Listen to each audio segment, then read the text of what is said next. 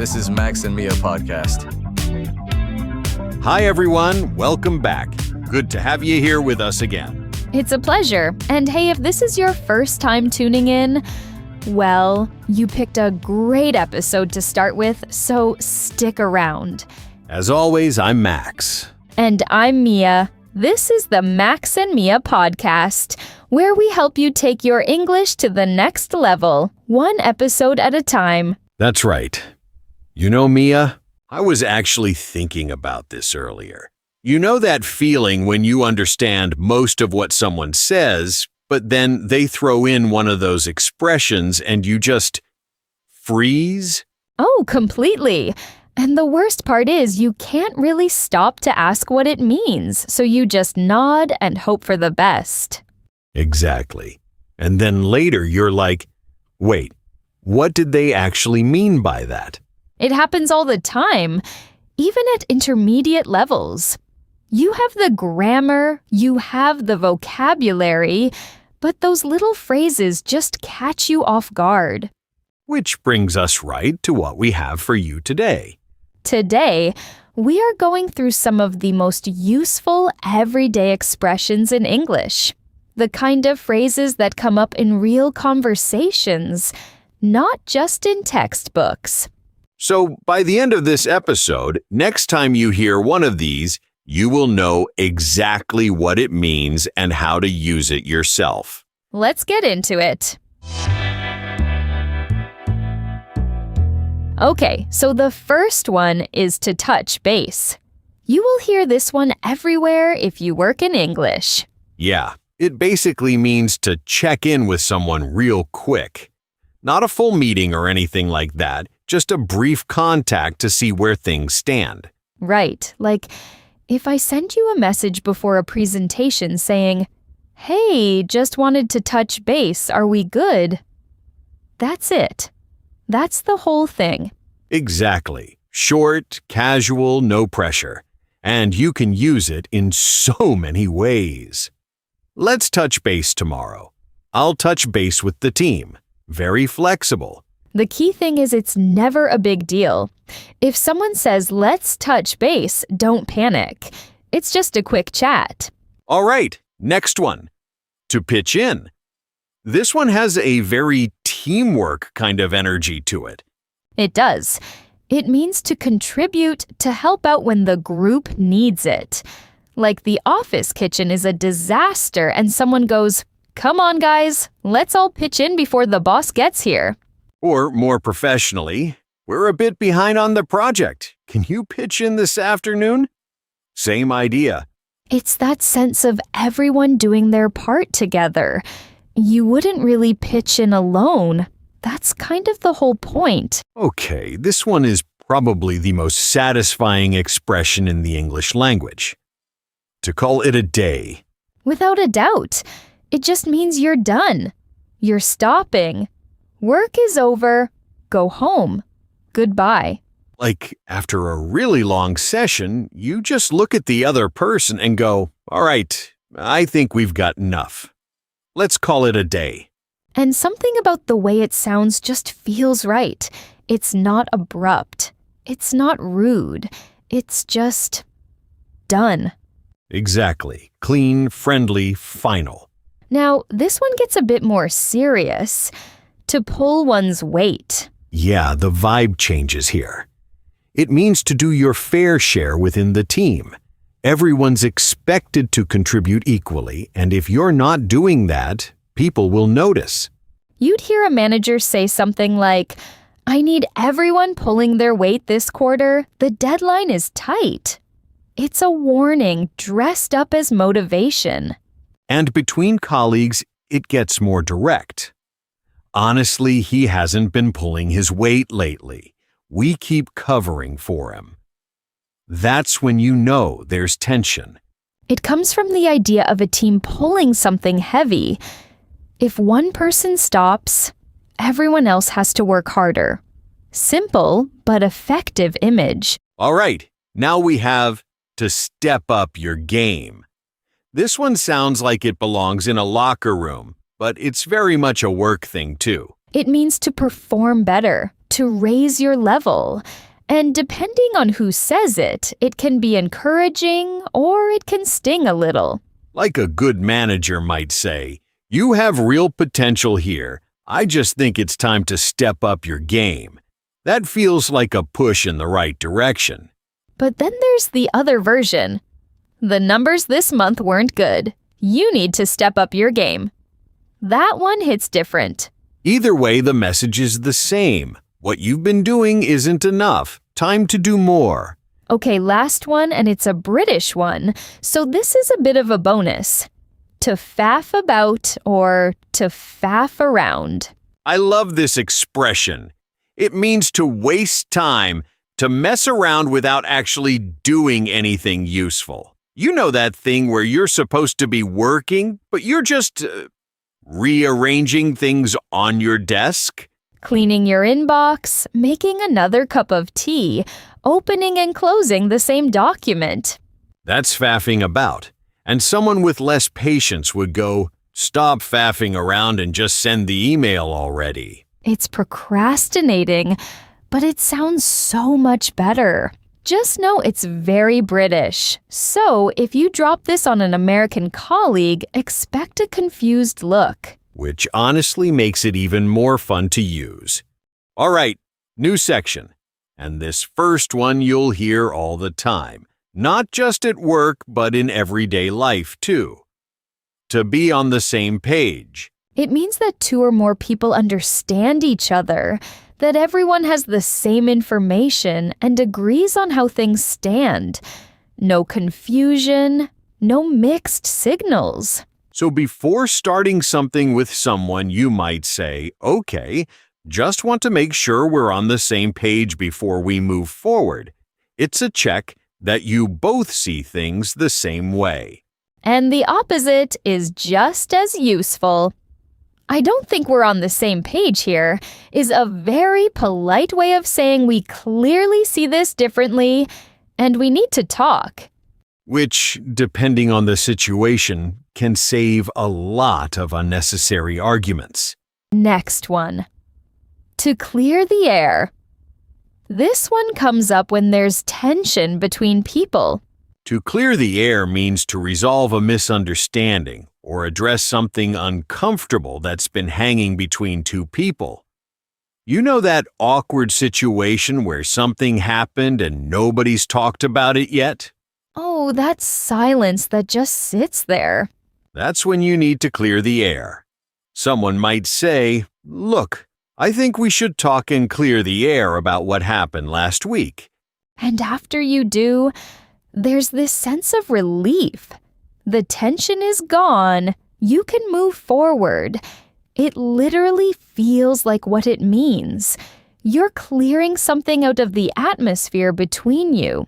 This one is usually used to call someone out. To beat around the bush. It means to avoid getting to the point, to talk around something without actually saying what you mean. You know the type. Oh, completely. Someone who starts with, "So I've been thinking, and it's not a big thing, but maybe, I don't know." Just say it. That's beating around the bush. And the natural response is, stop beating around the bush. What are you actually trying to say? It can sound a bit impatient, but it's not rude. It just means get to the point.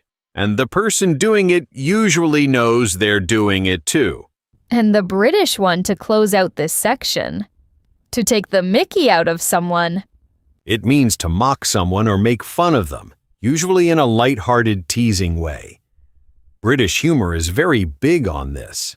Like if you show up with a terrible haircut and your colleague spends the whole morning making jokes about it, they're taking the mickey out of you. It's rarely mean-spirited. Most of the time, it's just banter. If someone's taking the mickey out of you, it usually means they're comfortable around you. That said, "Are you taking the mickey?" can also mean, "Are you serious right now?" when something sounds too ridiculous to be true. Same expression, slightly different use. Which is honestly one of my favorite ways to use it.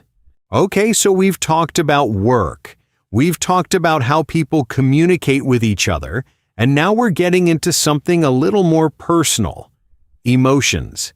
Because English has some really specific ways of describing how you feel that don't always translate directly. And these are important because if someone uses them around you, you want to understand exactly what state they're in. It changes how you respond. Okay, first one. To be in a funk. This sounds strange at first, but makes total sense once you know it. To be in a funk means to be in a low mood, feeling a bit down or unmotivated without a very specific reason. It's not a terrible day exactly. It's more like a gray cloud that just follows you around for a bit. Like you wake up, nothing terrible has happened, but you just feel off. Someone might say, "I've been in a funk this week. I don't know what's wrong with me." And the right response is probably not to try and fix it immediately. Sometimes people just need to ride it out. Exactly. It's temporary by nature. You don't stay in a funk forever, you just pass through it. Next one. To zone out. And this one is extremely relatable. To zone out means to lose focus completely, to mentally check out of what's happening around you. Your body is there, but your mind is somewhere else entirely. Like you're sitting in a meeting and someone says your name and you suddenly realize you have no idea what's been going on for the last 5 minutes. Or you're having a conversation and halfway through you just drift.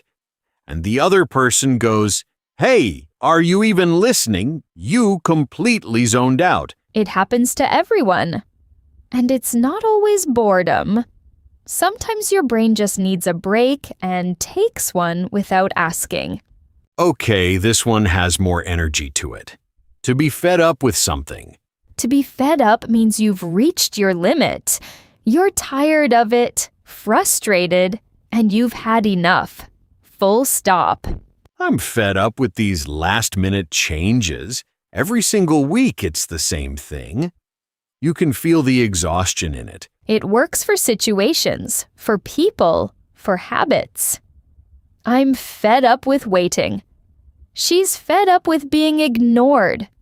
Very versatile, always the same energy. Done. No more. And the British one.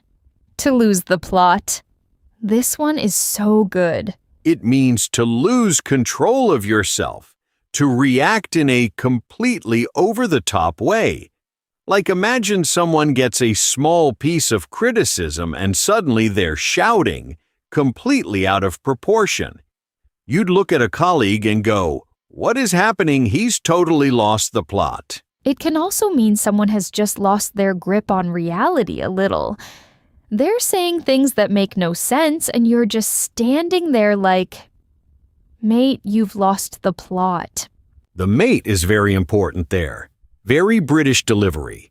Non-negotiable. Okay, last section. And I think this one is probably the most useful for everyday life because these are expressions you'll run into constantly in conversations, in stories, even in the news. Situations where things go right, things go wrong, decisions get made or avoided. Very real stuff. First one. By the skin of my teeth. Oh, this one is so satisfying to say. It means you barely made it. You escaped something or succeeded, but only just. The margin was almost nothing. Like you run to catch a train and the doors close literally right after you get on. You made it by the skin of your teeth. Or, I handed in the assignment at 11:59. Passed the class by the skin of my teeth.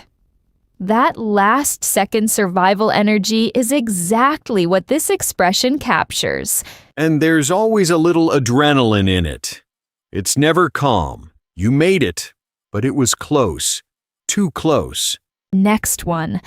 And this one is the opposite energy. A no-brainer. Completely. A no-brainer is a decision or situation that is so obvious it requires absolutely no thinking. The answer is just clear. Like, should we take the job offer with double the salary? That's a no-brainer. You don't even need to sit down and think about it. It's also great for recommendations. If you're visiting London, going to see a show in the West End is a no-brainer. Just do it. No debate needed.